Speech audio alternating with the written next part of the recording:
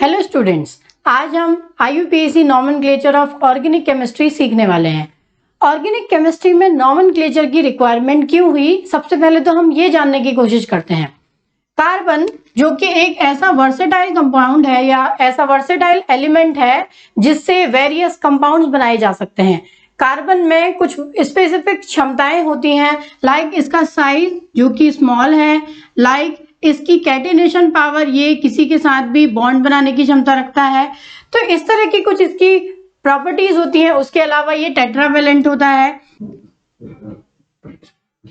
अपनी इन तीन प्रॉपर्टीज की वजह से कार्बन इतना ज्यादा वर्सेटाइल है कि एनवायरनमेंट में हर जगह ये फ्रीली मौजूद होता है। सबसे पहले ये माना जाता था कि ऑर्गेनिक कंपाउंड को हम लैब में नहीं बना सकते, लेकिन बाद में वोहलर ने इस मिथ को तोड़ा और उन्होंने अमोनियम साइनेट से यूरिया सबसे पहले लैब में बना के देखा। उसके बाद ऑर्गेनिक कंपाउंड्स बनाने की झड़ी लग गई और उस झड़ी में उन सभी का नाम याद रख पाना थोड़ा डिफिकल्ट हो गया। इसीलिए IUPAC ने ये डिसीजन लिया कि वो एक ऐसा नॉमेनक्लेचर बनाएंगे जो कि सब आसानी से समझ सके और सभी एक जैसे नाम एक पर्टिकुलर कंपाउंड के लें। तो IUPAC की फुल फॉर्म होती है international union of pure and applied chemistry. तो ये यूनियन ने नॉमेनक्लेचर के लिए वेरियस फंक्शनल ग्रुप को बताया कि ये फंक्शनल ग्रुप्स होंगे और इनके नाम हम किस तरीके से रखेंगे वो हमें समझाया। तो चलिए देखते हैं किस तरीके से IUPAC ने कुछ रूल्स दिए हैं जिनके बदौलत हम किसी भी ऑर्गेनिक कंपाउंड का नाम लिख सकते हैं। सबसे पहला फंक्शनल ग्रुप है एल्केन। वैसे कार्बन के कंपाउंड्स को हम दो ग्रुप्स में बांटते हैं।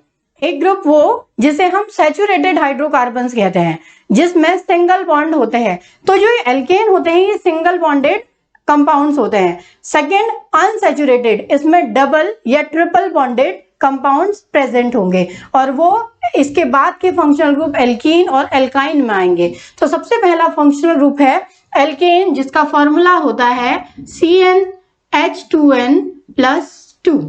अगर हम n = 1 रखें तो ये CH4 बनाएगा। इसीलिए जो सबसे सिंपलेस्ट एल्केन है वो है CH4। इसका सफिक्स होता है एन और प्रीफिक्स होता है इल। अब कहाँ यूज होता है इसे समझते हैं।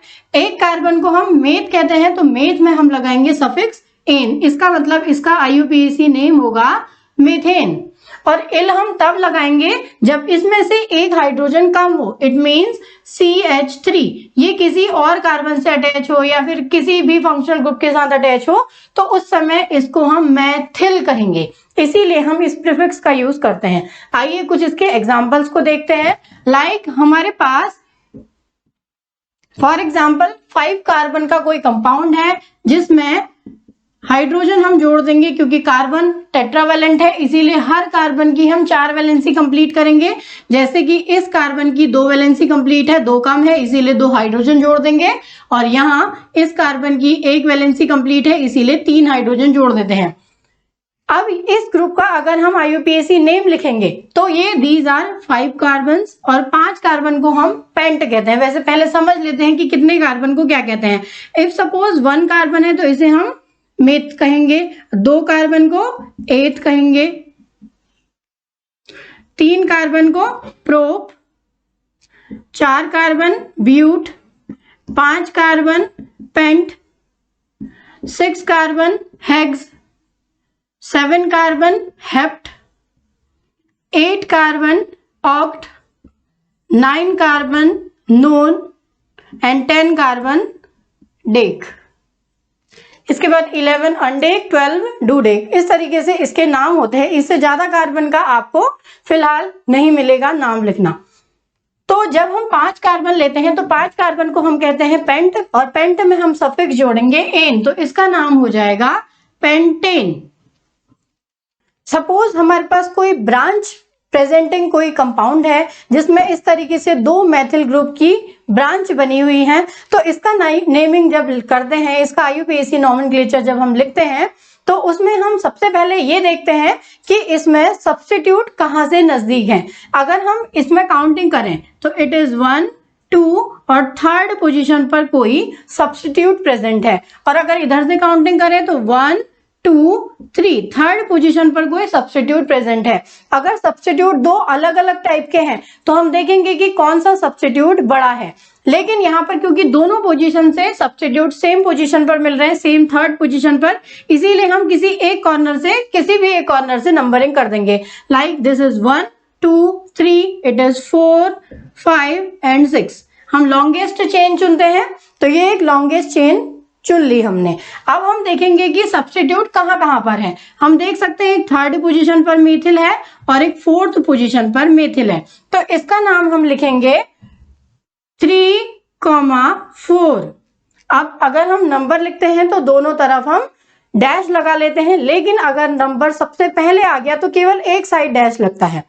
अब 2 कार्बन को हम कहते हैं मैथ, इसीलिए मैथिल, क्योंकि ये एक सब्स्टिट्यूट की तरह यानी कि प्रीफिक्स की तरह यूज हो रहा है, तो इट इज मैथिल। और 6 कार्बन यहाँ प्रेजेंट है और 6 कार्बन को हम कहते हैं हेक्स। अब क्योंकि ये एक एल्केन ग्रुप है इसीलिए सफिक्स लगाएंगे एन, तो इसका नाम होगा हेक्सेन।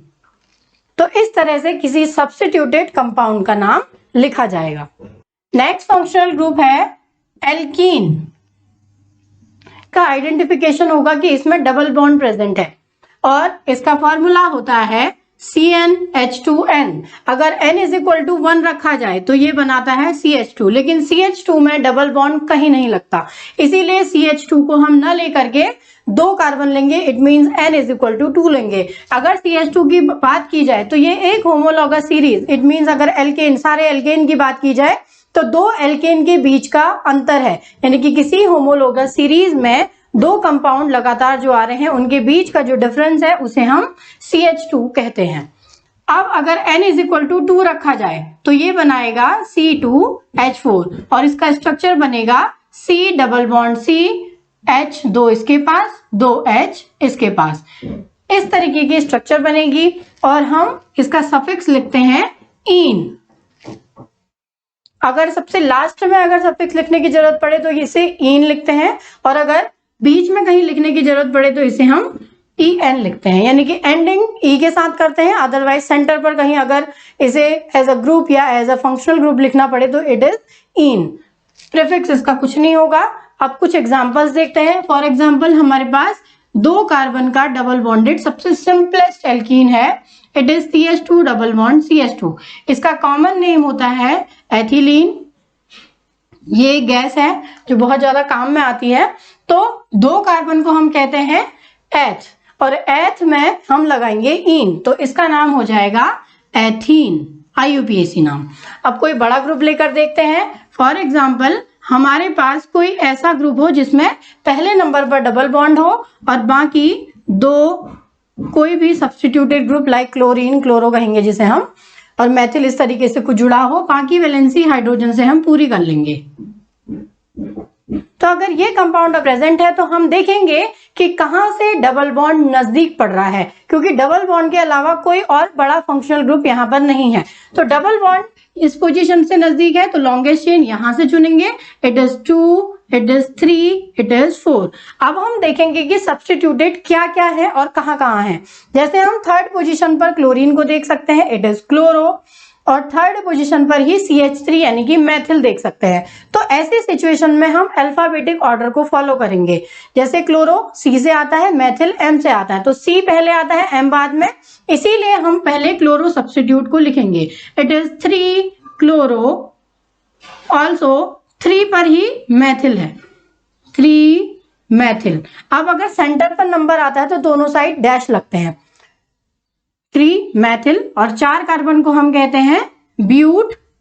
अब पहली पोजीशन पर इन है तो ब्यूट 1 इन लिखें या फिर ब्यूटीन लिख दें, ब्यूटीन 1 या 1 ब्यूटीन या नॉर्मल ब्यूटीन, क्योंकि फर्स्ट पोजीशन है तो मेंशन करने की इतनी रिक्वायरमेंट है भी नहीं। एक और एग्जांपल देख लेते हैं। अगर ये कोई ग्रुप की तरह हमारे पास प्रेजेंट है तो हम देखेंगे कि इसमें सबसे बड़ा फंक्शनल ग्रुप कौन सा है, it is double bond. Double bond 2 जगह है तो हम देखेंगे कि कहां से नजदीक पड़ रहा है। अगर यहां से काउंटिंग की जाए तो 1 2 सेकंड पोजीशन पर डबल बॉन्ड है, और यहां से काउंटिंग करने पर फर्स्ट पोजीशन पर डबल बॉन्ड है। तो काउंटिंग लेफ्ट साइड से ही हम करेंगे, इट इज 1 2 3 4 5 एंड 6। तो इस सिचुएशन में हम देखेंगे कि सब्स्टिट्यूट कहाँ कहाँ पर है। जैसे 5 पर क्लोरो है, 4 और 3 पे मैथिल है 2 जगह, जिसे हम डाई मैथिल कहेंगे। तो सबसे पहले इसके प्रीफिक्सेस या फिर इसके सब्स्टिट्यूट लिखे जाएंगे। सब्स्टिट्यूट की फॉर्म में पहले Cl लिखेंगे, क्योंकि अल्फाबेटिक ऑर्डर में C पहले आता है। 5 क्लोरो, फिर थर्ड पोजीशन पर और फोर्थ पोजीशन पर 3,4 डाई मैथिल, क्योंकि 2 मैथिल है इसीलिए डाई मैथिल हम लिखेंगे। नेक्स्ट 6 कार्बन है, 6 कार्बन को हम हेक्स कहते हैं, हेक्स। अब फोर्थ पोजीशन पर और फर्स्ट पोजीशन पर डबल बॉन्ड है, इसीलिए हम लिखेंगे 1,4 डाई इन। इस तरीके से हम इसका IUPAC नाम लिखेंगे। नेक्स्ट फंक्शनल ग्रुप है एल्काइन, जिसका फॉर्मूला है CnH2n-2। n is equal to 1 हम नहीं लिख सकते, क्योंकि डबल या ट्रिपल बॉन्ड के लिए कम से कम 2 कार्बन जरूरी हैं, इसीलिए n इज इक्वल टू 2 रखने पर जो सिंपलेस्ट निकल करके आता है वो है C2H2। It is acetylene, CH triple bond CH। इसे वेल्डिंग गैस भी कहा जाता है, क्योंकि ये एक ऐसी गैस है जिससे कोई मेटल को भी कट किया जा सकता है।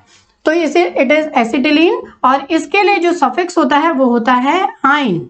सेम थिंग, अंत में आइन लिखने की जरूरत पड़े IUPAC नेमिंग के दौरान तो YNE लिखेंगे, और अगर सेंटर पर हो तो YN इन करके आइन करके हम लिख देंगे। प्रीफिक्स कुछ नहीं है। चलिए इसके एग्जाम्पल समझते हैं। जैसे हमारे पास simplest CH triple bond CH है, 2 कार्बन है, 2 कार्बन को हम कहते हैं एथ, एथ पर हम लगाएंगे आइन, एथाइन। इसका IUPAC नेम हो गया।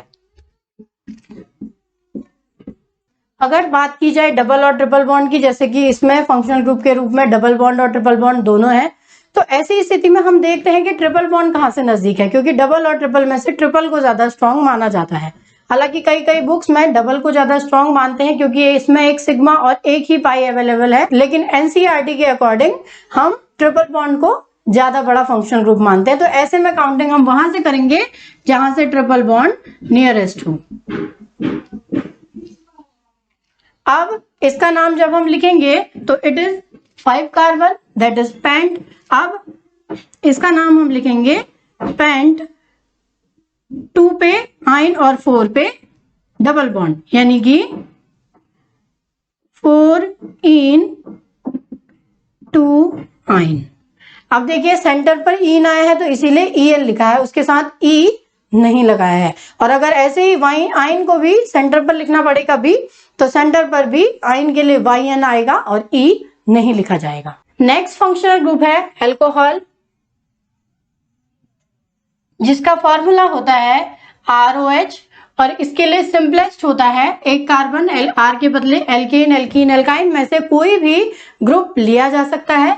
अगर हम एक कार्बन वाला कोई कंपाउंड लें, दैट इज मैथिल, और इसमें अल्कोहल लगाएं तो इसका सिंपल नेम होता है मैथिल अल्कोहल। इसके लिए सफिक्स होता है ऑल और प्रीफिक्स होता है हाइड्रोक्सी। हाइड्रोक्सी का यूज हम तब करेंगे जब अल्कोहल से कोई बड़ा ग्रुप अगर IUPAC कंपाउंड में प्रेजेंट हो, तो उस कंडीशन में हम एज अ प्रीफिक्स अल्कोहल को जोड़ेंगे और इसका नाम लिखेंगे हाइड्रोक्सी। अब कुछ की प्रैक्टिस करते हैं। अगर CH3OH प्रेजेंट है तो इसका IUPAC नाम लिखेंगे। एक कार्बन को हम कहते हैं मैथ, मैथ में ऑल जोड़ेंगे और इसका नाम होगा मेथेनॉल। अगर 2 कार्बन है, इट इज CH3CH2OH, तो ऐसी कंडीशन में हम 2 कार्बन में ऑल जोड़ेंगे, इट इज एथेनॉल। एथेनॉल या एथिल अल्कोहल, जिसे हम कॉमनली शराब भी कहते हैं, सबसे ट्रेंडिंग आइटम में से एक है ये आइटम। और नेक्स्ट अगर एक और एग्जांपल देखें तो अगर सपोज हम एक ऐसा अल्कोहल ग्रुप लेते हैं जिसमें डबल बॉन्ड भी प्रेजेंट हो, तो डबल बॉन्ड और अल्कोहल में से अल्कोहल को प्रायोरिटी दी जाएगी, इसीलिए नंबरिंग वहां से होगी जहां पर अल्कोहल नजदीक हो। 6 कार्बन का हाइड्रोकार्बन है ये। अब हम देखेंगे कि कितने कार्बन है, दीज आर 6, तो 6 कार्बन को हम कहते हैं हेक्स। अब फर्स्ट पोजीशन पर अल्कोहल है और फोर्थ पोजीशन पर इन है, इसीलिए पहले हम इन को लिखेंगे, इट इज 4 इन और 1 ऑल। हेक्स 4ene1 ऑल इसका IUPAC नाम होगा। नेक्स्ट फंक्शनल ग्रुप है ईथर। इसका फॉर्मूला होता है ROR- और इसका सिंपलेस्ट होता है, दोनों जगह एक एक कार्बन ले लेंगे, इट इज CH3O CH3।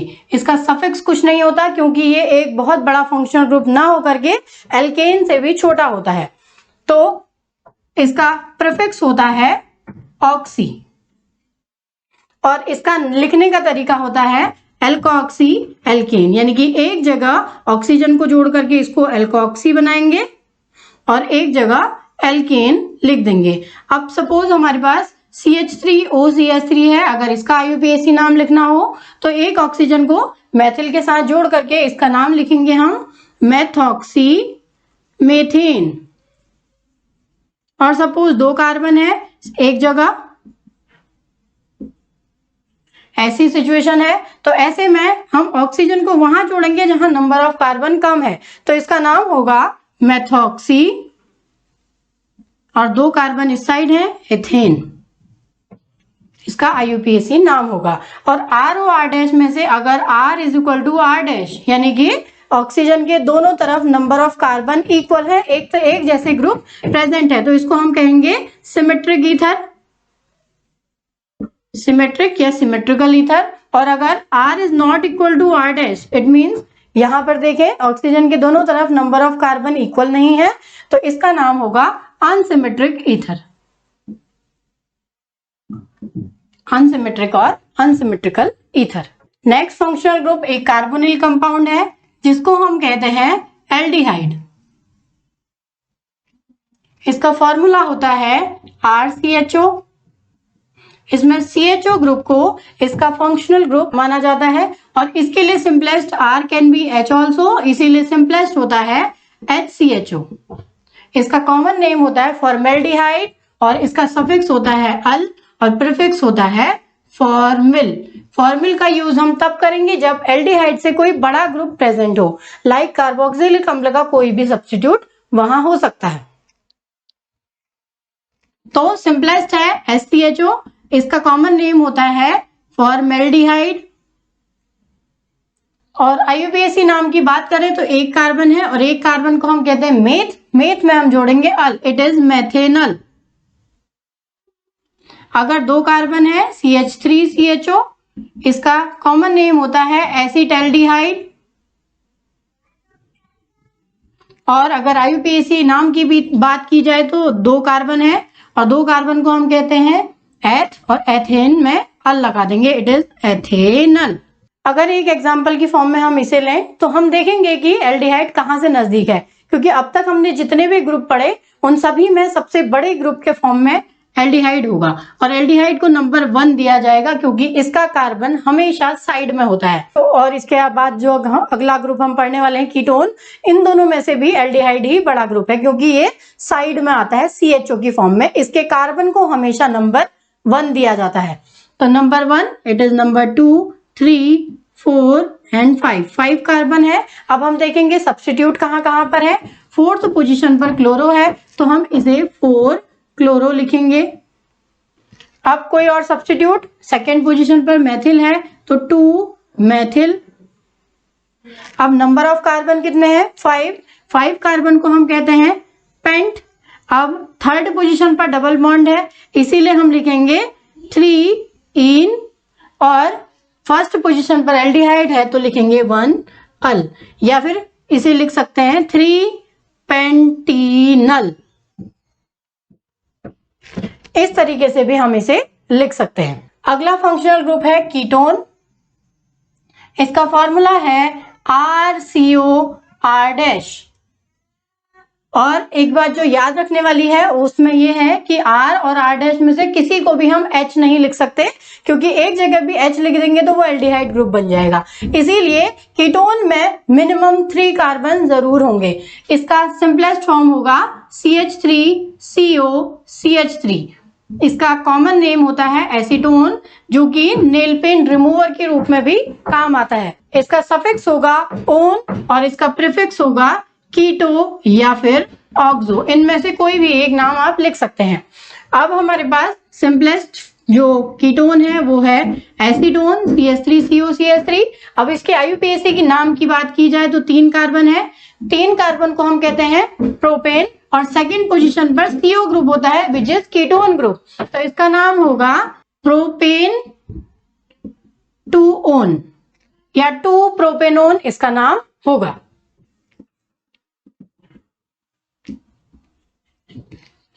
अगर एक एग्जाम्पल के फॉर्म में हम इसे लें तो इसमें हम नंबरिंग करेंगे वहां से जहां CO ग्रुप नजदीक हो। यहां से सेकंड पोजीशन पर CO ग्रुप आ जा रहा है, इसीलिए काउंटिंग यहीं से होगी। 4 कार्बन है, 4 कार्बन को हम कहते हैं ब्यूट, और इसका नाम होगा ब्यूटेन 2-ओन, इसका नाम होगा ब्यूटेन 2-ओन या फिर 2-ब्यूटेनोन।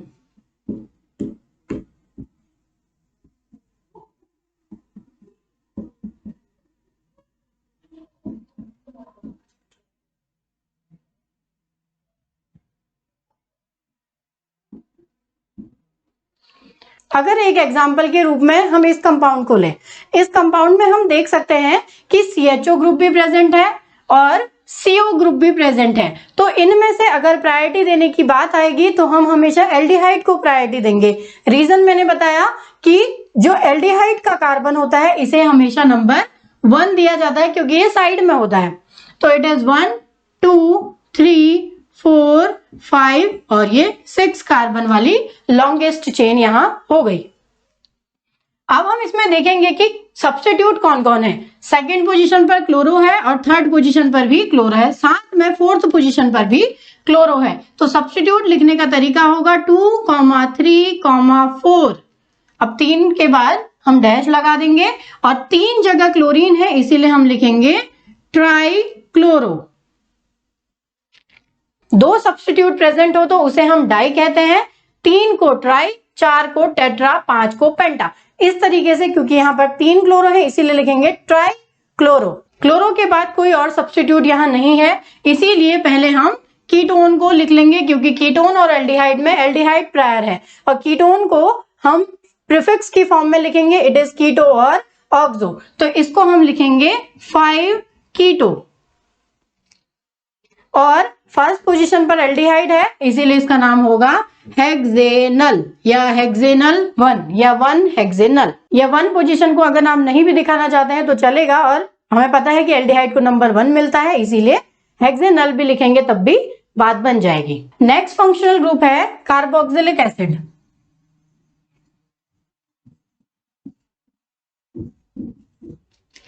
इसका फॉर्मूला होता है RCOOH। इसमें R के बदले हम H भी रख सकते हैं इसीलिए सिंपलेस्ट होता है HCOOH। इसका कॉमन नेम होता है फॉर्मिक एसिड। फॉर्मिक एसिड नाम रखने का इसका रीजन ये है कि फॉर्मिका नाम की एक चीटिंग थी, उसके चीटी के डंक में, इवन चीटियों के डंक में या नेटल प्लांट में ये एसिड प्रेजेंट होता है जिसकी वजह से हमें झंझनाहट महसूस होती है चीटी के काटने पर, या फिर नेटल प्लांट जिसे हम सिन्ना भी कहते हैं लोकल में, उसके लगने पर यही एसिड हमारी बॉडी में एंटर करता है जिसकी वजह से हमें जलन महसूस होती है। इसका सफिक्स होता है ओइक एसिड। अब तक के पढ़े हुए ग्रुप्स में ये सबसे बड़ा ग्रुप माना जाएगा और इसका प्रीफिक्स होगा कार्बोक्सी। अब IUPAC नाम जब लिखेंगे तो सबसे पहले सिंपलेस्ट को लेते हैं, इट इज फॉर्मिक एसिड। और फॉर्मिक एसिड में जब IUPAC नेम लिखेंगे तो एक कार्बन को हम कहते हैं मेथेन और मेथेन में लगाएंगे ओइक एसिड, तो इसका नाम होगा मेथेनोइक एसिड। अगर 2 कार्बन है इट इज CH3COOH। इसका कॉमन नेम होता है एसिटिक एसिड। विनेगर भी हम इसे कहते हैं, नॉर्मल लैंग्वेज में विनेगर में एसिटिक एसिड ही प्रेजेंट होता है। अब इसका IUPAC नाम लिखेंगे तो 2 कार्बन है, 2 कार्बन को हम कहते हैं एथेन। एथेन में लगाएंगे oic acid, its name will be ethanoic acid.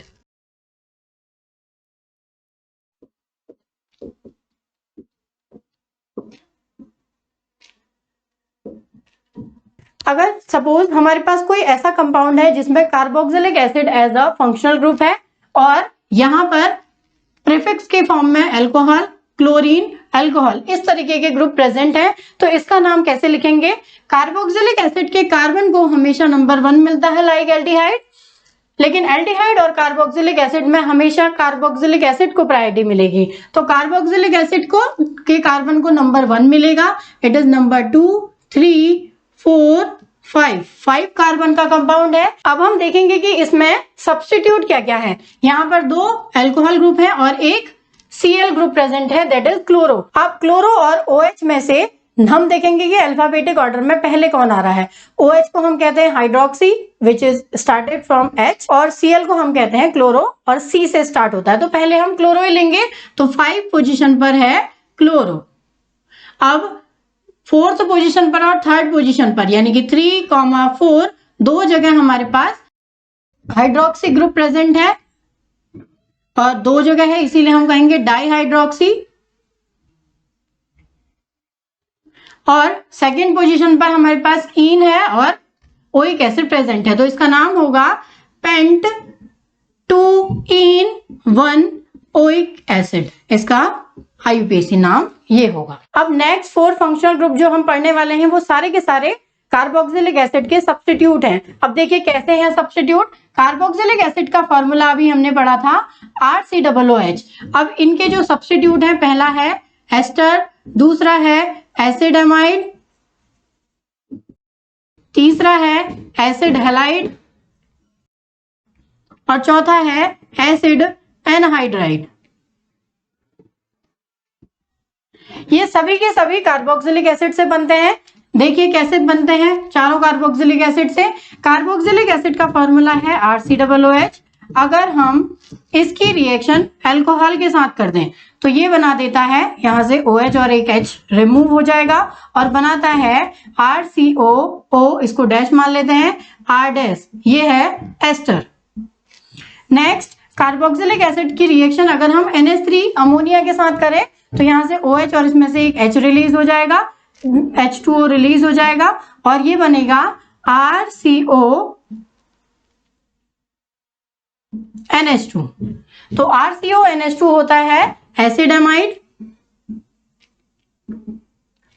Next अगर हम कार्बोक्सिलिक एसिड की रिएक्शन किसी हेलो एसिड से करें, hello acid HCl, HBr, HI कुछ भी हो सकता है, इसकी रिएक्शन अगर कार्बोक्सिलिक एसिड से करें तो यहां से OH और ये H H2O की फॉर्म में रिलीज हो जाएगा और X OH के बदले बैठ जाएगा। तो इसका जो फॉर्मूला होगा वो होगा RCOX, एसिड हैलाइड। और नेक्स्ट अगर कार्बोक्सिलिक एसिड में से हम एक H2O निकाल दें, बन जाता है एसिड एनहाइड्राइड। फॉर्मूला होता है RCOCOR या RCO का होल ट्वाइस O इसका फॉर्मूला होता है। अब इसको बनाया जाता है 2 कार्बोक्सिलिक एसिड के मॉलिक्यूल हम लेंगे, इसे गर्म करेंगे, यहां से H2O रिलीज और ये बना देगा RCO, सेंटर पे O, COR, acid anhydride. Acid में से वाटर रिलीज। अब हम एसिड के इन सब्स्टिट्यूट का सफिक्स और प्रीफिक्स जान लेते हैं।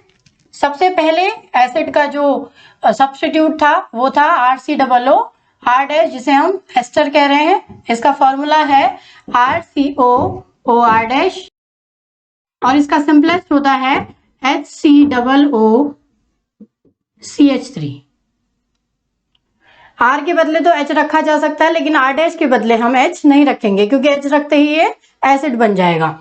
इसका कॉमन नेम होता है मेथिल फॉर्मेट। इसका सफिक्स होता है O8।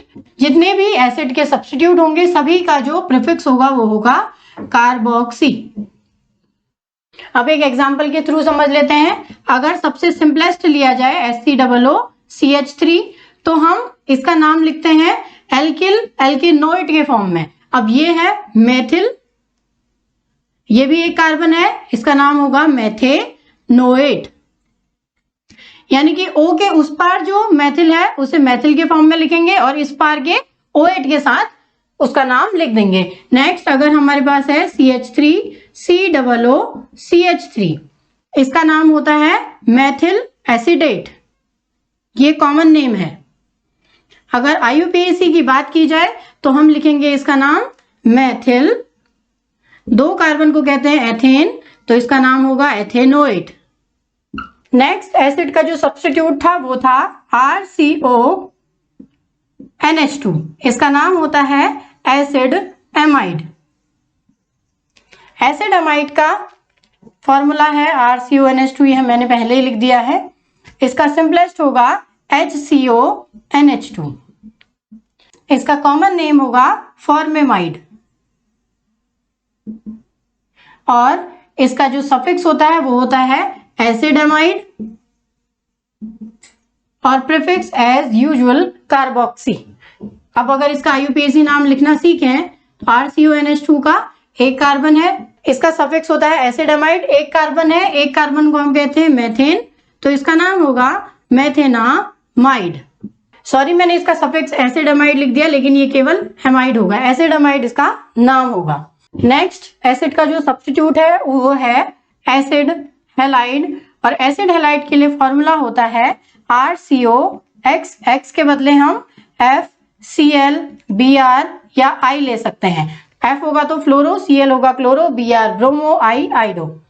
सबसे सिंपलेस्ट लेते हैं हम HCO, H नहीं लेते हैं क्योंकि अगर इसका सिंपलेस्ट हम बनाएंगे तो HCOCl और ये तुरंत HCl और CO में टूट जाता है, इसीलिए R के बदले हम H ना लेकर के CH3 लेंगे, CH3COCl।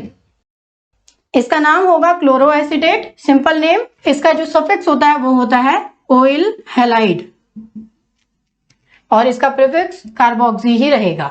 अब एग्जाम्पल के फॉर्म में हम ले लेते हैं CH3COCl को। इसका अगर IUPAC नाम लिखें तो वो होगा, 2 कार्बन को हम कहते हैं एथेन, तो इसका नाम होगा एथेनोइल क्लोराइड।